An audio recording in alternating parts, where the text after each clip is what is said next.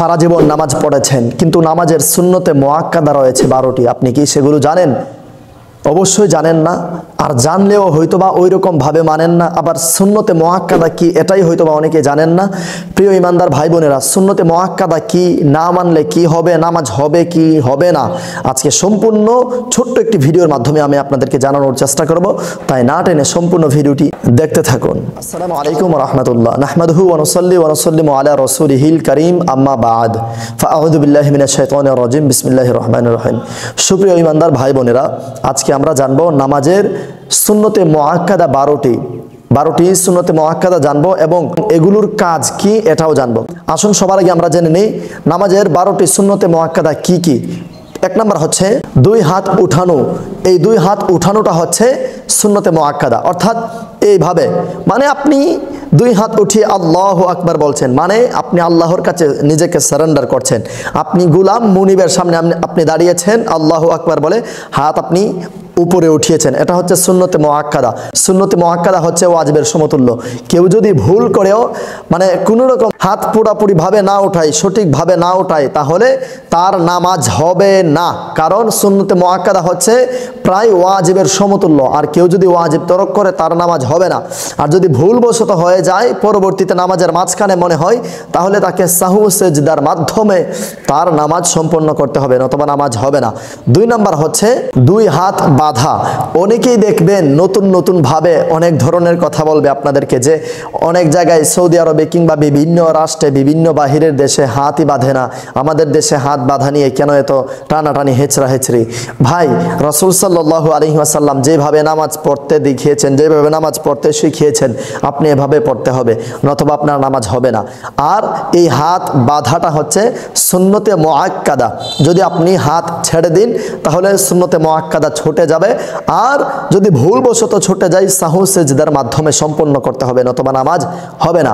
3 number হচ্ছে আউযু বিল্লাহ পাঠ করা। যেমন আপনি নিয়ত বেঁধে সানা পড়লেন, সানা পড়ার পর আউযু বিল্লাহি মিনাশ শাইতানির রাজীম, এটা পাঠ করা হচ্ছে সুন্নতে মুআক্কাদা। এবং বিসমিল্লাহ পাঠ করা, মানে আউযু বিল্লাহর পর বিসমিল্লাহ পাঠ করা, এটাও সুন্নতে মুআক্কাদা। কেউ যদি আউযু বিল্লাহ না পড়ে, বিসমিল্লাহ না পড়ে, তাহলে কিন্তু তার সুন্নতে মুআক্কাদা ছুটে গেল, প্রায় ওয়াজিব, মানে তাকে সাহু সেজদা দিতে হবে। যদি কেউ মানে ভুলবশত আউযু বিল্লাহ বিসমিল্লাহ পাঠ না করে সূরা শুরু করে দেয়, মানে সূরা ফাতিহা শুরু করে দেয়। এরপর হচ্ছে আলহামদুলিল্লাহর পর আমিন বলা। এটা খুবই গুরুত্বপূর্ণ একটি মাসালা।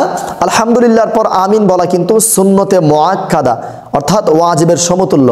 যে কোনো সময় আপনি নামাজে থাকুন কিংবা নামাজের বাহিরে থাকুন, যে কোনো জায়গায় থাকুন, যে কোনো স্থানে থাকুন, পাক পবিত্র থাকা অবস্থায় এবং পাক পবিত্র জায়গা, যেমন ওয়াশরুম ছাড়া কিংবা আপনি নাপাকি অবস্থায় থাকা ছাড়া, আপনি পাক পবিত্র থাকলেই আপনাকে সূরা ফাতিহা মোবাইলে শুনেন আর সরাসরি শুনেন, আপনাকে আমিন বলতে হবে।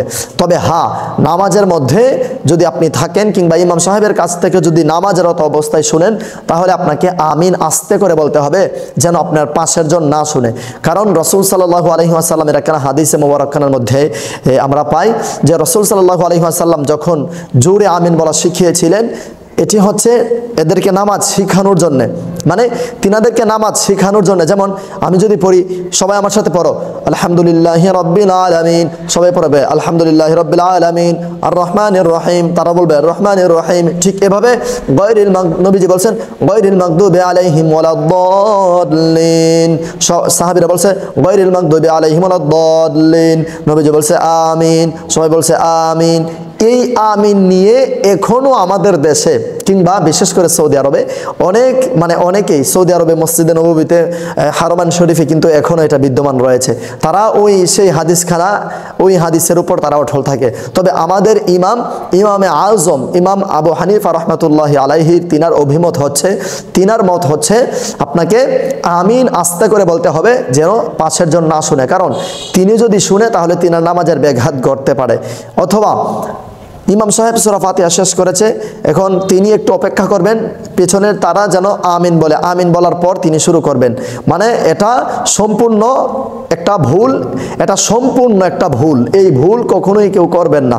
রাসূল সাল্লাল্লাহু আলাইহি ওয়াসাল্লাম তখন সাহাবায়ে কেরামদেরকে শিখিয়েছিলেন, কিন্তু নামাজের মধ্যে জোরে আমিন বলতে বলেননি।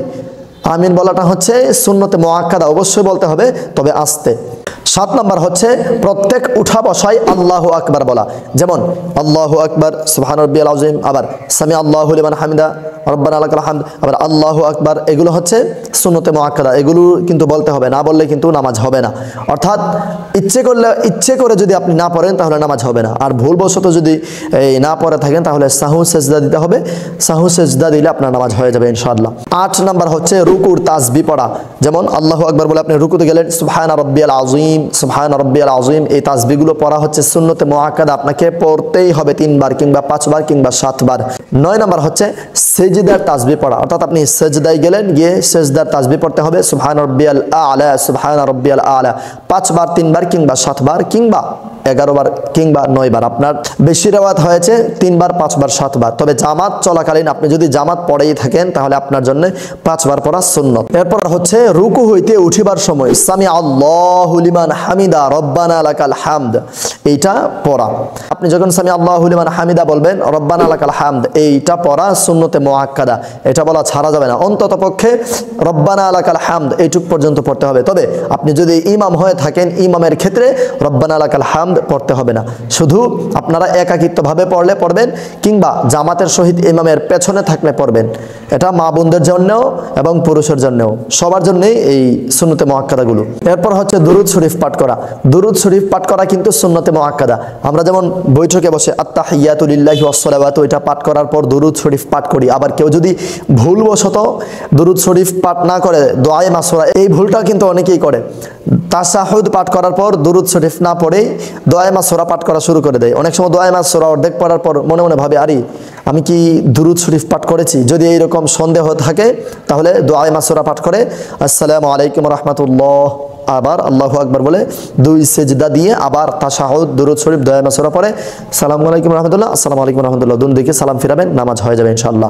12 নম্বর অর্থাৎ সর্বশেষ সুন্নতে মুআক্কাদা হচ্ছে দুআয়ে মাসুরা পড়া। দোয়ায়ে মাসুরা পাঠ করা কিন্তু সুন্নতে মুআক্কাদা। এই দোয়ায়ে মাসুরা আল্লাহুম্মা ইন্নী যালামতু এটা পাঠ করাও কিন্তু সুন্নতে মুআক্কাদা, এটা অবশ্যই বাধ্যতামূলক।